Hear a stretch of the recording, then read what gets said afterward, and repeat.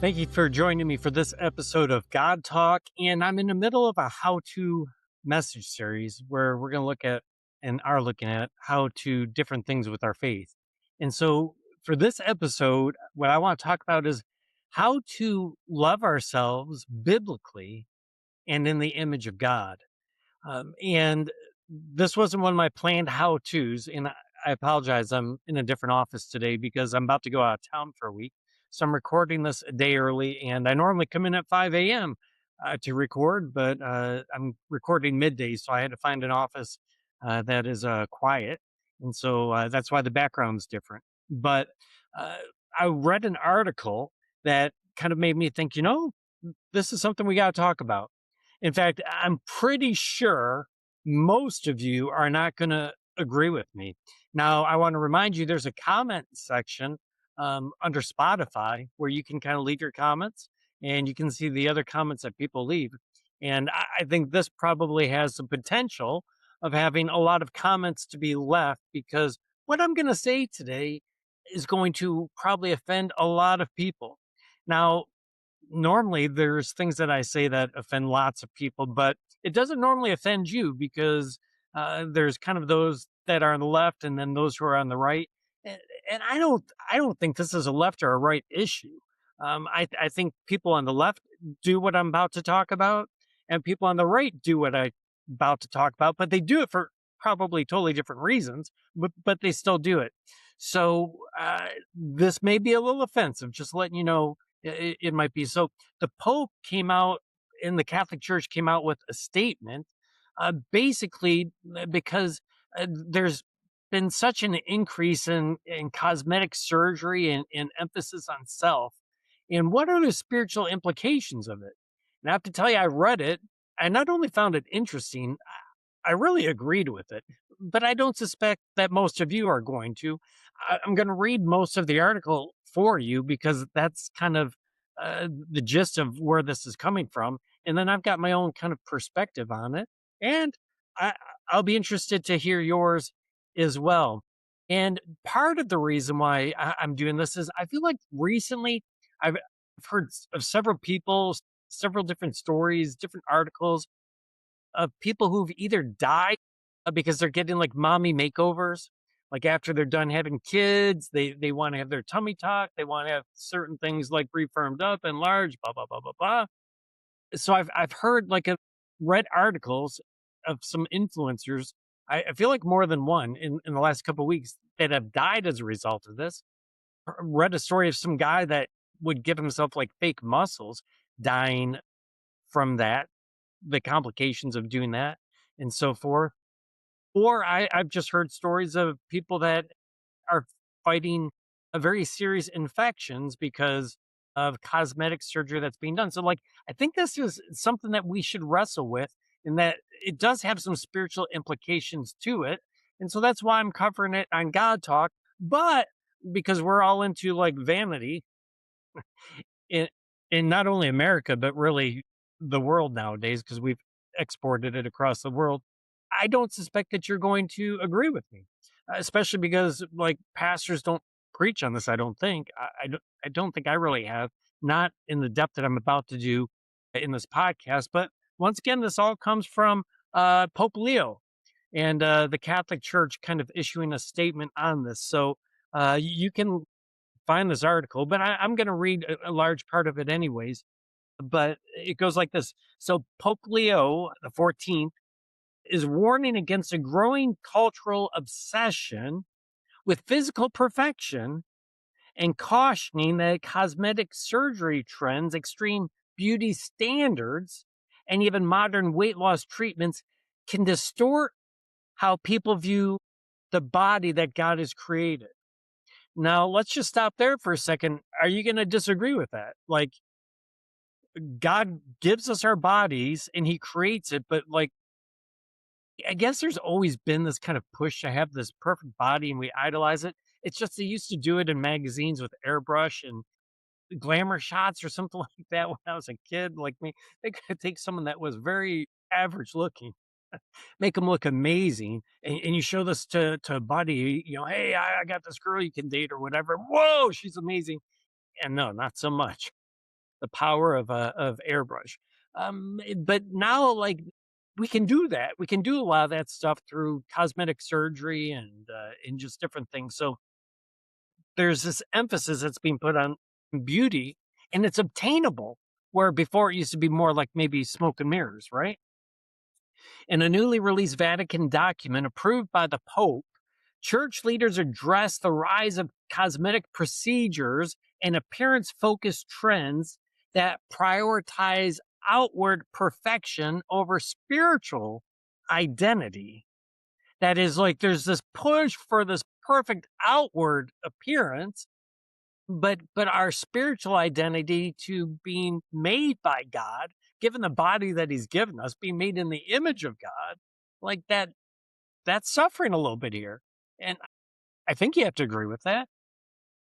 It warns society's pursuit of the ideal body can create what is called a dangerous cult of the body. What do you think? Like, I think we have that trend in today's society, a cult of the body. Like, we worship the body, and we're trying to create the perfect body.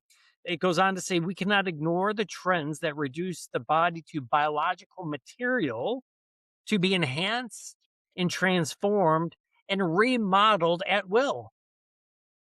We can do that. This seems to be true. The document argues that advances in cosmetic surgery and aesthetic treatments have significantly altered how people understand their bodies and their identity. Like, our identity, it probably always has been linked somewhat to our bodies, but even more so now.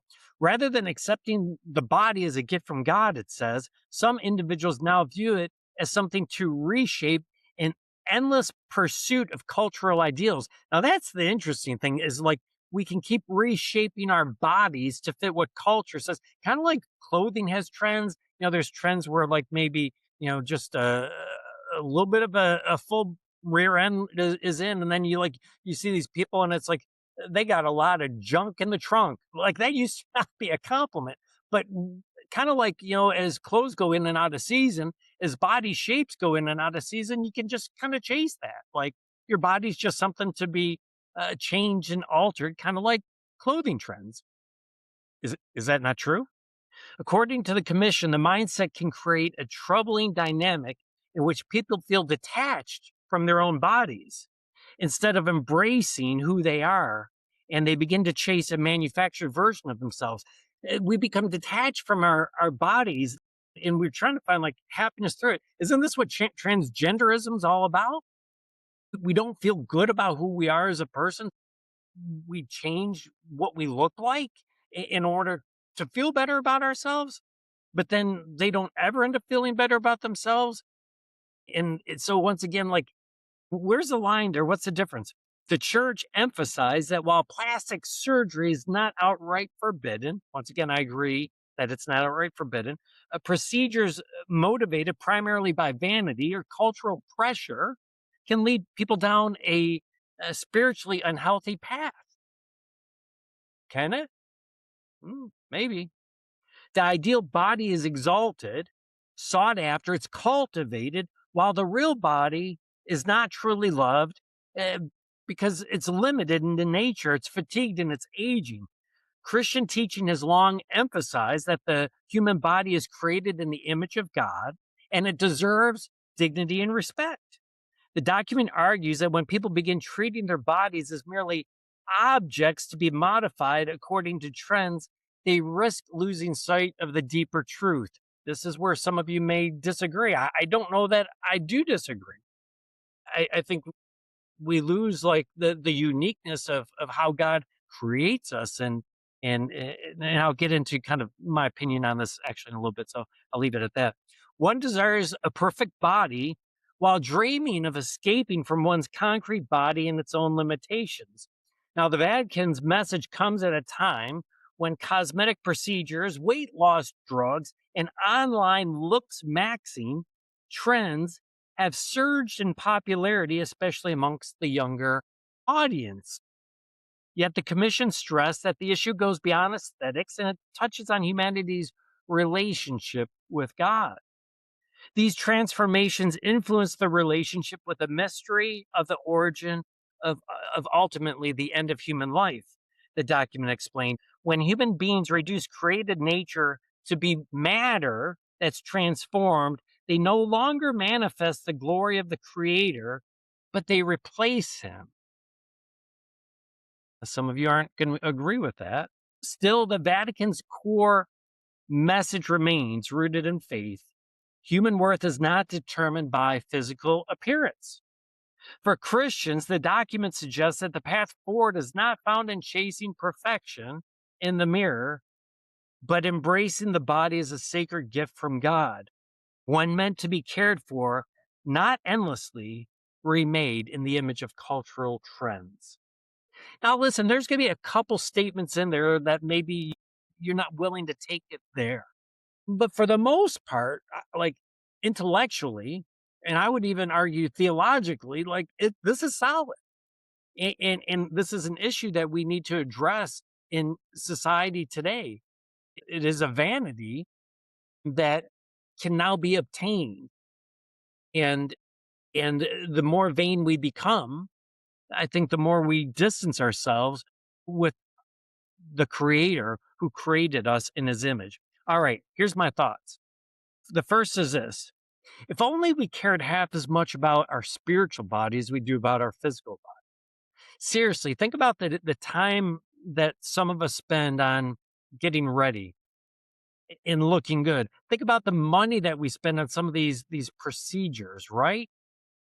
If only like we looked at our spiritual body and we wanted our spiritual body to be as beautiful as what we want our physical body, that we're willing to do everything that we can to have a perfect spiritual body. Like if that was the part of the body that we're focused on, how different would it be? But it's not. We're way more concerned with the physical body. And I'm not saying that people can't be concerned about the physical body and the spiritual body. In the end, our bodies are temples of God, right? So they are to be cared for. But what I'm saying is this: you spend way more time worrying about what you look like physically, most of us, than what you look like spiritually to others or to God. And that's just reversed. It just shouldn't be that way. So in and of itself, like the problem of this like push towards kind of perfection of the human body and anti-aging and all these different things that we're chasing after, like it all shows the deficit of what we're really not focusing on when it comes to our spiritual body, our relationship with God, and just kind of the growth of who we are as a person and a follower of Jesus Christ. My second point is this. So I got to get this straight. It's wrong to change gender because God made them a certain way and they're made in the image of God, and that shouldn't be changed, right? Like those of us on the right, we're against gender change. I said the left and the right do this for different reasons, right? The ones on the left are going to do it for more things like this, maybe. I don't know, maybe for vanity's sake too. But uh, we're against that. But it's okay to supermax your body, right? So why why is it wrong to change gender because God didn't make you that way? But it's not wrong to supermax your body when God didn't make you that way. Like, okay, I'll agree. There's some differences. I mean, there's an extreme in changing gender, but the argument is that's not how God made you, and you're changing your body. But with all these cosmetic procedures, that's not the way that God made you, and you're changing your body. Once again, I'm not going to go as far as to say like we're scripturally forbidden from this. I mean, especially like sometimes we get in accidents and our body becomes deformed. Maybe we're born with some birth defects. Listen, if someone gets a breast reduction because like they're in chronic back pain, like I think there's times and place, medically speaking, for some of these surgeries. But when we do it because we don't like the way that God made us and for vanity's sake, I think we have a hard time arguing it's wrong one way, but it's okay the other, even though there's a difference. I recognize there's a difference. Um, Third thought on this is oftentimes we do this because we want to feel better about ourselves. Honestly, that's why people change their gender, right? They're depressed and they're just unhappy in their own skin. And so what do you do when you're unhappy in your own skin? They change their gender. Now, they never become happy in their own skin, like because there's a deeper like psychological issue that's going on there. But that's why they do it.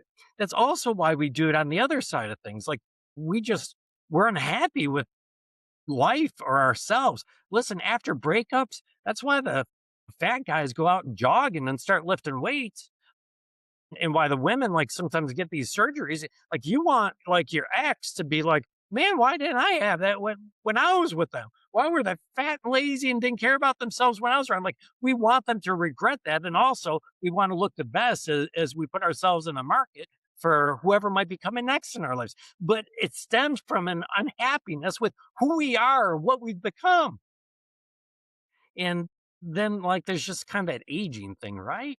Like I don't know. You start getting age spots.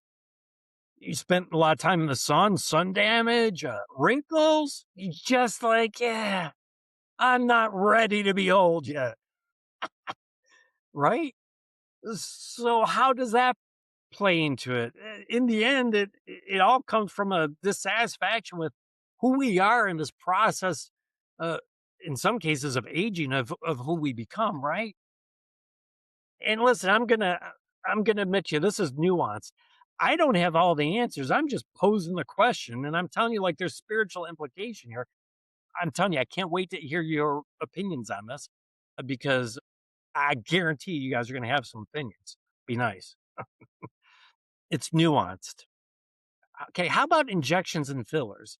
I mean, the people that get rear ends the size of a garage door and all, I don't know what in the world they're injecting in there to get that, but like that's not what the body's made out of. So is that right or wrong? Like if God gives us our bodies for a certain reason, he makes them with certain things and not certain things, should you be adding things that aren't meant to be part of the body, whether it's silicone or other things, right? Okay. Yeah. Maybe that crosses a line, but like anyone that's got like breast implants, I mean, yeah, complicated. I get it.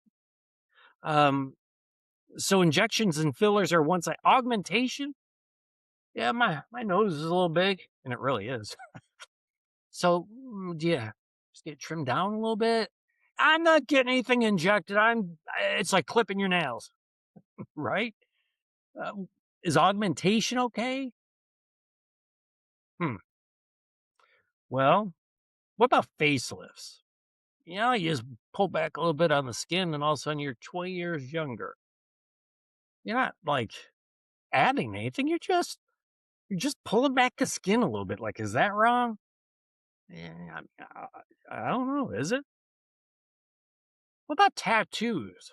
Oh, now that gets personal, doesn't it? My favorite thing with people that love tattoos is one, like, are they going to look good on you when you're 80, your skin saggy?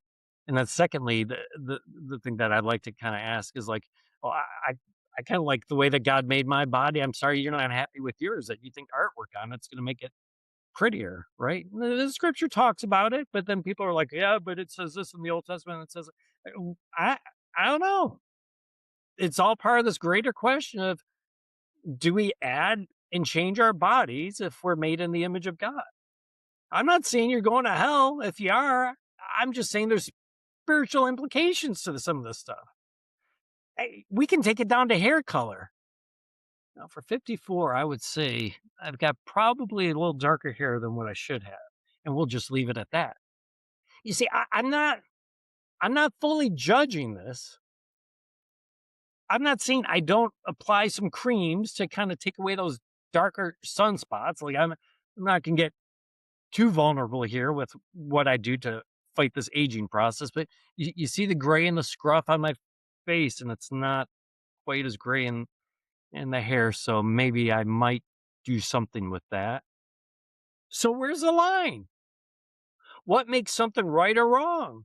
Is it when you're adding something to your body that's not normally part of the body? Is it when you're pulling something a little tighter? Is it the artwork that's put on it? Who knows? Maybe the piercings.